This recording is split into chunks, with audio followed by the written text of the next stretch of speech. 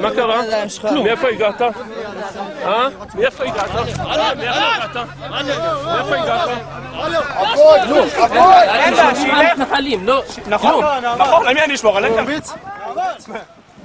התפקיד שלך זה לא להגן על התושבים הפלסטינים גם? לא, מה פתאום? לא, זה לא התפקיד שלך? להגן על העם שלי, לא כמוך שבוגד בו, התפקיד שלה להגן על העם שלי. תתביישו לכם. רד למטה. למה? לרדת למטה, כי אסור להיות כאן, רד למטה, מפה, מהשביל, עכשיו. למה אסור למטה? לרדת למטה. עוף למטה, לא לעלות לפה. אם אתה לא טוב, אני לוקח את המצלמה, זורק אותה. רד למטה.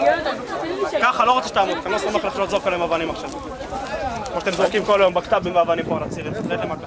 רד למטה. רד למטה, עד למטה, לא רוצה שתעמוד כאן, לא רוצה שתעמוד.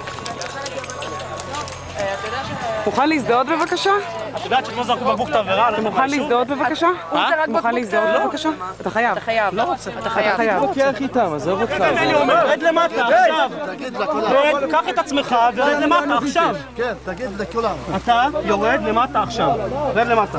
תגיד לכולם. רד למטה. אני אגיד למי אני אומר, נכון? אני אגיד למי, זה גזרה שלי, לא שלך. רד למטה. רק כדאי שתסתכל לכיוון שם איפה שהם שוברים את העצים. רק כדאי שתסתכל שם איפה שהם שוברים ועוקרים את העצים.